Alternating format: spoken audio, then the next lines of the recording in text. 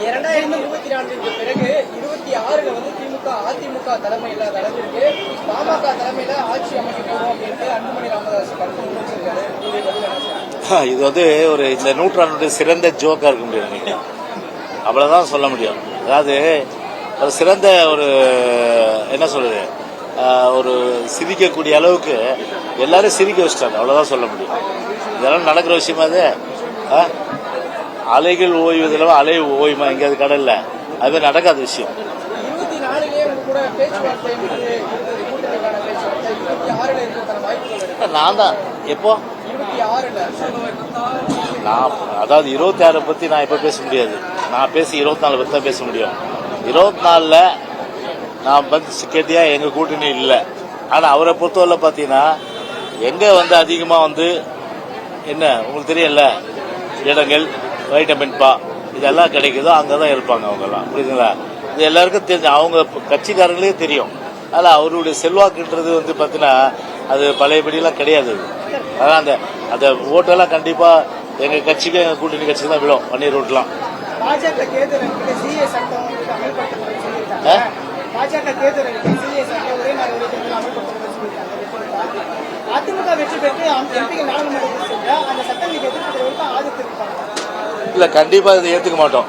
நாங்க அதான் சொன்னோம். சிஏ பொறுத்தவரை எந்த ஒரு இஸ்லாமிய மக்களும் பாதிக்கப்படக்கூடாது. பாதிப்பு ஏற்பட்டால் முதலில் குரல் கொடுக்கின்ற இயக்கம் பாதுகாப்பாளனாக இருக்கின்ற ஒரு இயக்கம் அனைத்து இந்திய அண்ணா திராவிட முன்னேற்ற கழக இயக்கம் தான். அதை அமல்படுத்த விட மாட்டோம். ஒன்னு. ரெண்டாவது வந்து பொது சீல் சட்டமும் எங்களுக்கு தேவையில்லை. 2. மூணாவது என்ன கேட்டீங்க? ஒரே நாடு ஒரே தேர்தல் பல கேள்வி கேட்டிருக்கோம். சென்ட்ரல் லா கமிஷன்ல ஒரு 10 கேள்வி கேட்டிருக்கிறோம். அவ்வளவு இவிஎம் மிஷின் இருக்கா? ஒரே நேரத்தை தேர்தல் நடத்தக்கூடிய அளவுக்கு வந்து என்னென்ன சாத்தியக்கூறுகள் இருக்கு அதெல்லாம் சொல்லுங்க. நீங்க சும்மா சொல்லிட்டு போக கூடாது அப்படின்லாம் சொல்லியிருக்கோம். அந்த கேள்விக்கு விடை தரட்டும். அது பிறகு எங்க முடிவு சொல்றோம்.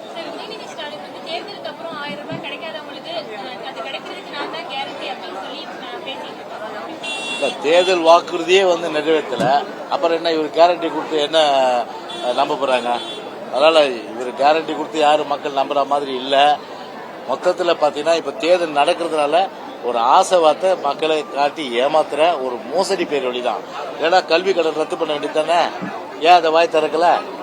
பெட்ரோல் டீசலுக்கு வந்து 4 ரூபாய் குறைப்பீங்க. குறைச்சிங்களா? 4 ரூபாய் குறைக்கலையே. அதுக்கப்புறம் வந்து கேஸ் மானியம் சிலிண்டருக்கு 100 ரூபாய் கொடுக்கணுங்க. அது 100 ரூபாய் கொடுத்தீங்களா? நீங்க ஜிஎஸ்டி வரம்புக்குள்ள பெட்ரோல் டீசல் கொண்டு வரும்னு சொன்னீங்க. கொண்டு வந்தீங்களா? எவ்வளவு சொல்லலாம். ஏன் அதெல்லாம் சொல்லிட்டு போக வேண்டியதானே? மோசடி பேர்வழிகள், ஏமாற்று பேர்வழிகள் மக்களை வந்து வாக்குகள் வாங்கணுன்றதுக்காக எப்படி வேணாலும் வந்து ஒரு நாக்கூசாம வாய் கூசாம பொய்யே மூலதனமா கொண்டு சொல்றதுல ஒரு கெட்டிக்கார புழுகு 8 நாளைக்குன்ற மாதிரி தேர்தலோட இவங்களுடைய புழுகு முடிஞ்சிடும். அடிக்கடி மத்திய அமைச்சர்கள் மோடிலாம் வந்து ரோட் ஷோ நிகழ்வுகளை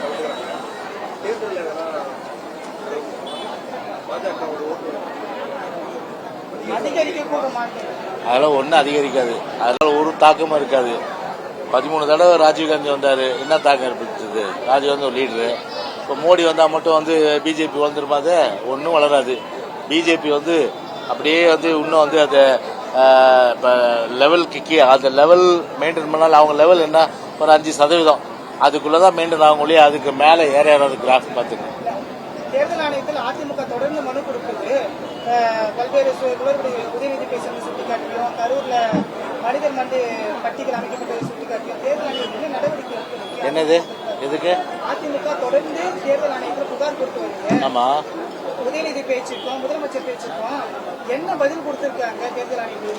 இல்ல, அதாவது ஒரு நாகரிகம் இருக்கணும். ஒரு அவங்க தோல்வியினுடைய அந்த பயத்தில் இருக்கிற சூழ்நிலை நல்லா தெரியுது.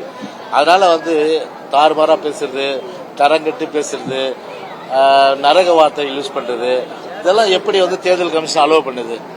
தேர்தல் ஆணையத்துக்கு கொண்டு போயிருக்கோம். கண்டிப்பா தேர்தல் ஆணையத்தை பொறுத்த நடவடிக்கை எடுக்குன்ற அந்த நம்பிக்கை இருக்கு. ஓகே,